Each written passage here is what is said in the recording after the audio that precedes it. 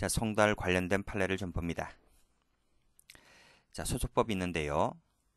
자, 1심 공판 절차에서 피고인에 대한 소환이 공시송달로 행해지는 경우에도 피고인 진술 없이 재판을 하려면 적어도 피고인은 2번 이상 불출석이 요구됩니다.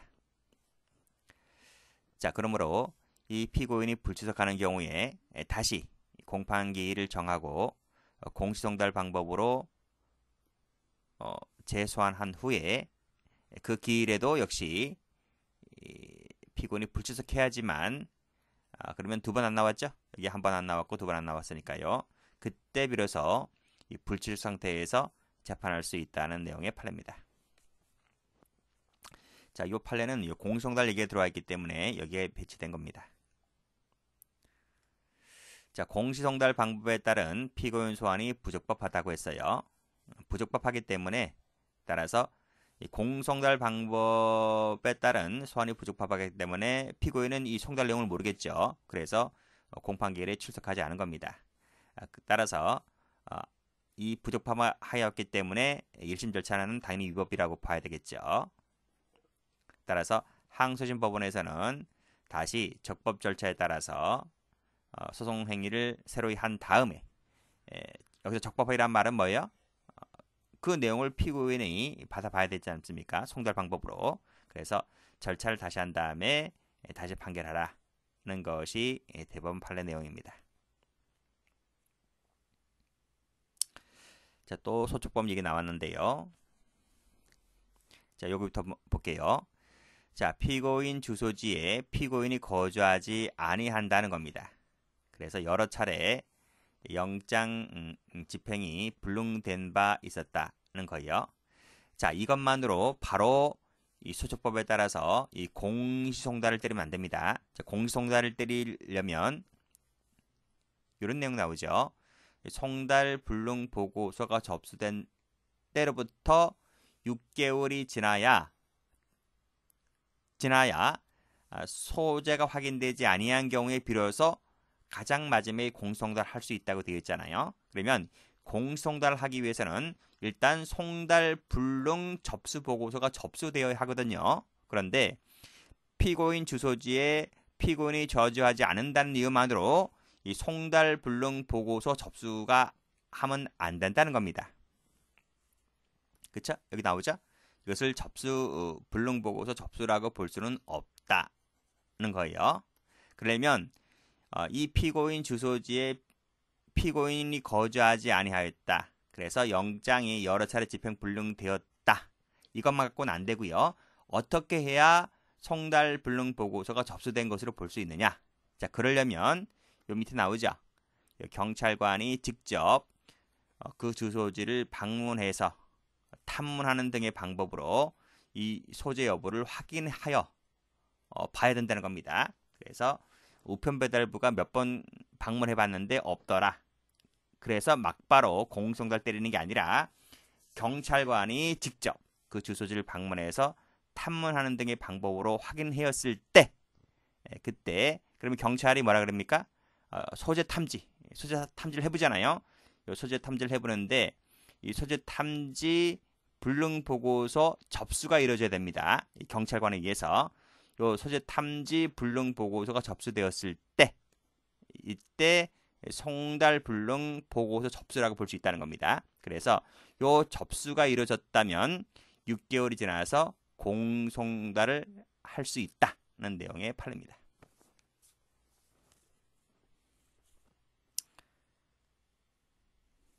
자, 그다음 자, 1심이 위법한 공시송달 결정에 터잡아서 소환장 송달하고 그랬다는 거예요. 자, 위법하다 했기 때문에 피고인은 그 내용을 모르겠죠. 그래서 피고인 출석 없이 심리가 이루어졌는데 이건 당연히 위법이다 하는 내용의 판례입니다.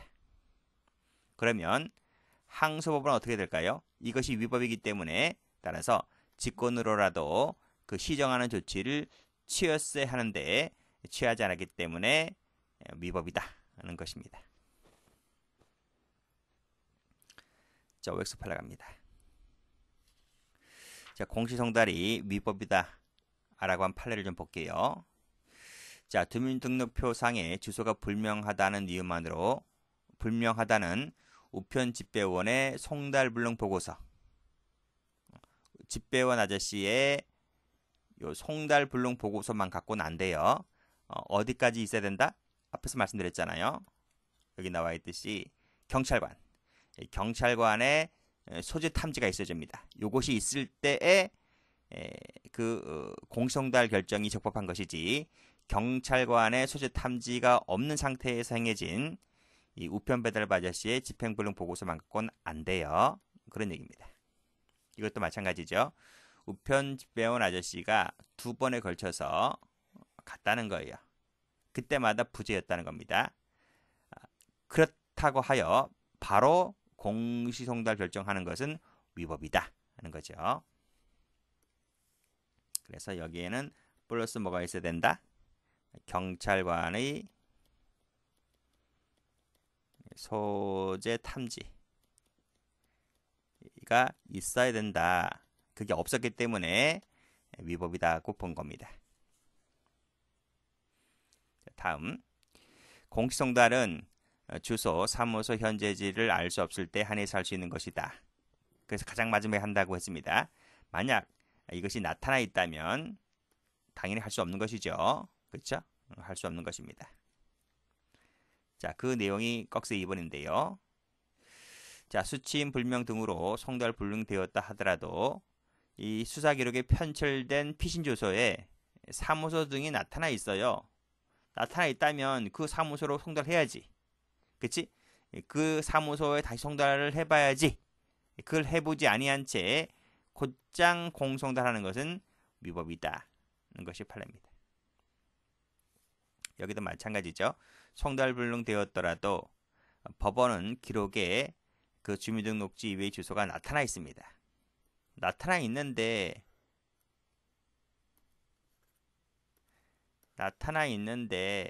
여기도 집 전화번호 등이 나타나 있는데 어떤 시도도 안 합니다.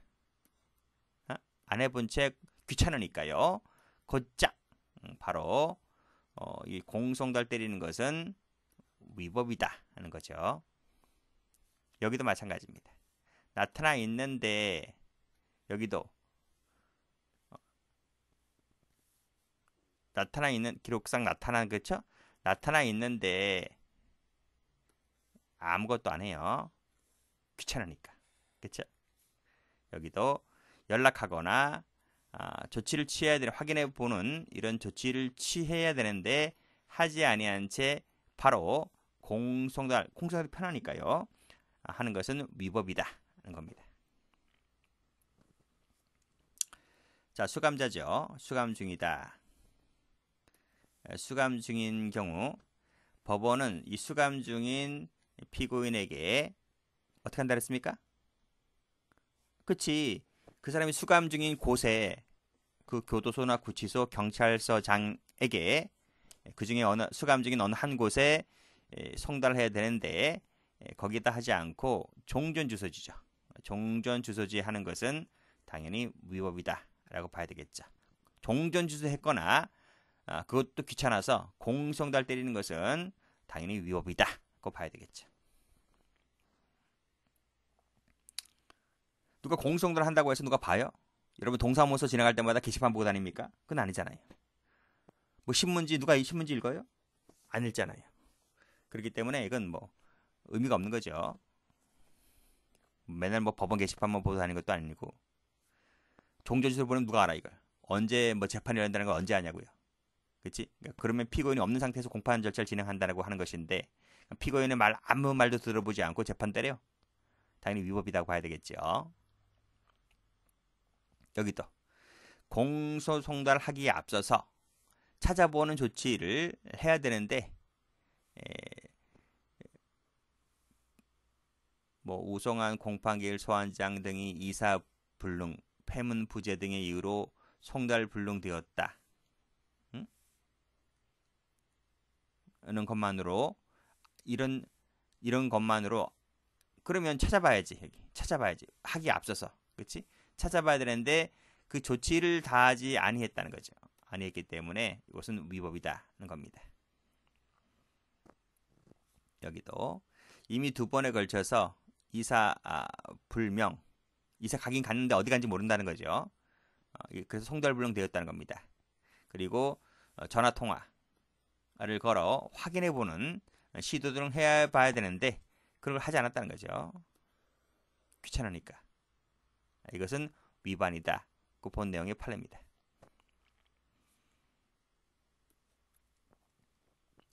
자, 이것도 송달이 폐문 부재로 송달불능된 사안이었는데 송달불능과 통화불능 등의 사유만으로 알 수 없다고 단정하여 곧장 공송달하는 것은 위법이다 라고 본 판례입니다. 여기도 주소지로 우송한 통지서와 소환장 등이 송달불능되었다 하더라도 알 수 없다라고 단정하기는 어렵고 확인해 보거나 실제로 거주한 기록상에 나타난 주소로 송달을 해보거나 전화로 확인해 보는 등 뭐 좀 장소를 찾아보아야 하는 시도를 해보았어야 해야 되는데 아무런 조치도 하지 아니한 채 단정하여 곧장 공소 송달하는 것은 위법이다는 내용의 판례입니다. 뭐 그렇긴 한데 인원수가 부족하니까 그래요. 이 사람들 핑계 되겠지, 그치? 우린 뭐 그렇게 안 해보고 싶나? 근데 재판은 많고 우편할 건 많고 확인해봐도 이렇게 해봐도 안 나타나고 꼭꼭 숨었는데 그렇잖아요. 그러니까 뭐 이런 핑계를 대긴 돼 있는 것이지만 어쨌든 대법원 판결은 이렇다는 겁니다. 그러니까 이 사람들도 뭐 안 해봤을까? 시도는 해봤겠죠. 물론 이제 귀찮으니까 안 해본 사람들도 있겠지만 어떤 판결 요지는 좀 알아두시면 되겠습니다. 자, 송달은 끝났고요. 이제 재판 기록 열람 등사를 좀 보도록 합니다. 법조문 위주로 좀 보시면 되겠습니다. 자, 누구든지입니다.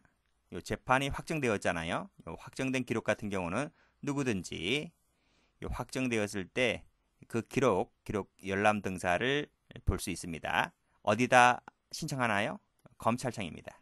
법은 아닙니다.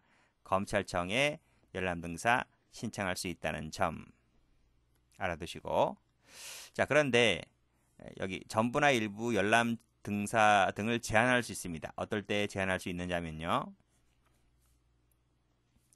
자, 1번부터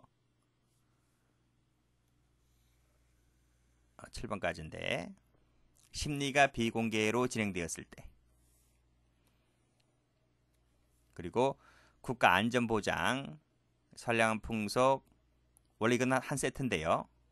이걸 다 밑줄 그어야 되나? 자, 안전보장, 선량한 풍속, 공공질서 유지, 공공복리를 현저히 해칠 우려가 있을 때 그때는 제한할 수 있다는 겁니다. 공개하게 되면 이런 걸 해칠 우려가 있을 때. 두 번째는 명예라든지 사생활의 비밀이라든지 이런 것.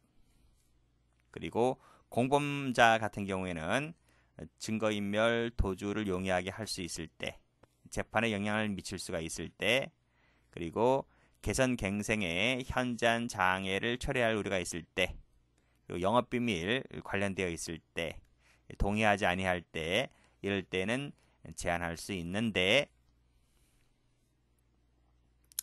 정당한 사유가 있을 때는 제한이 안 되네요. 그치? 그러하지 않다.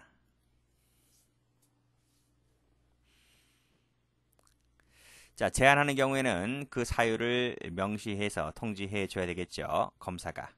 그 기록이 검찰에 있으니까요. 검사가 통지해야 됩니다. 자, 필요하다고 인정할 때는 그 등본을 열람 등사하게 할 수 있고요. 자, 알게 된 사항을 이용해서 함부로 이런 것 등을 하면 안 되고요. 그리고 이 검사 처분에 불복할 때에는, 그치? 이 검찰청에 대응하고 있는 이 법원에 처분 취소 변경 등을 신청할 수 있습니다. 자, 방금 읽었던 그 법조문 중에서 이 재판이 확정된 기록이라 하는 것은 이러이러한 내용의 총체라고 볼 수가 있는데, 이 총체라고 했잖아요. 따라서 여기에는 해당 사건이 증거로 채택되지 아니하였거나 그리고 그 범죄 사실과 직접 관련되지 않은 서류도 여기에 포함됩니다. 포함되지 않는다고 볼 것은 아니다. 그 말이 무슨 말이야? 부정의 부정은 긍정된다는 말이기 때문에 포함이 된다. 이렇게 정리하시면 되고요. 자, 형사재판 확정기록이죠. 이 확정기록에 대한 공개에 대하여는 정보공개법에 따른 공개 청구는 허용되지 않는데 따라서 이 확정기록에 대하여는 열람등사가 허용된다. 그러니까 열람등사하는 것이면 됩니다. 여기 정보공개법에 따라 공개 청구하는 것이 아니고요. 공개 청구가 아니고 이거는 열람등사라고요. 열람등사. 만약 열람등사가 거부나 제한될 때는 준항고하면 됩니다. 그 준항고가 바로 여기 나와 있잖아. 여기 그 법원에 처분 취소 변경 신청할 수 있는 것이 준항고입니다. 준항고 해야 되고 자 끊습니다. 자 확정기록이 아닙니다. 이건 확정기록이었지만 그렇죠? 이 확정기록이었지만 이 확정기록이 아닌 불기소로 종결된 기록에 대해서는 정보공개 청구가 됩니다. 다르죠? 이거는 정보공개 청구가 허용이 된다. 허용이 되고 그 거부나 제한 등의 절차는 준항고가 아니라 항고입니다. 항고. 차이가 있죠? 다시 한번 정리해 드릴게요.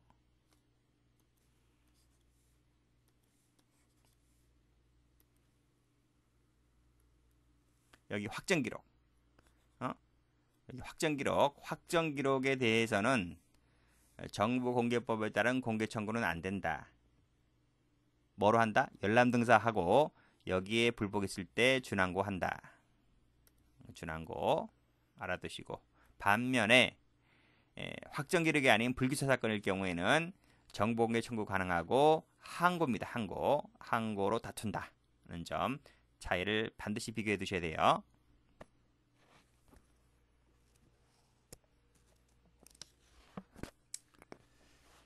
자, 확정 판결서입니다.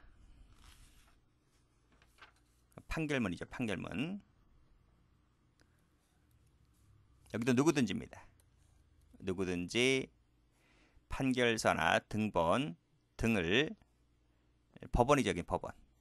판결서니까요. 법원에서 열람 복사를 할 수 있습니다. 끊고 다음 같은 경우는 제한할 수 있습니다. 앞에 거랑 비슷하죠? 자, 묶으시고요.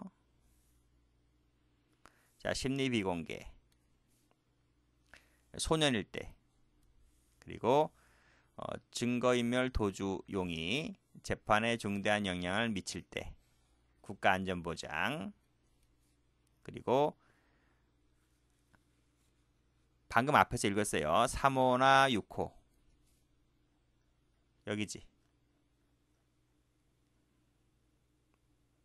여기 3번, 6번.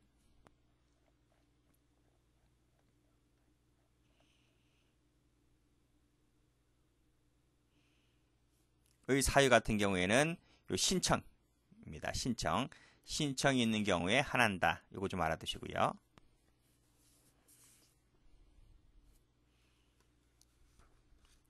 그 점에서 앞에 조문과 좀 차이가 있네요. 앞에 조문은 그런 내용 없었는데. 자, 됐습니다. 앞에 조문과 좀 비교해서 보세요.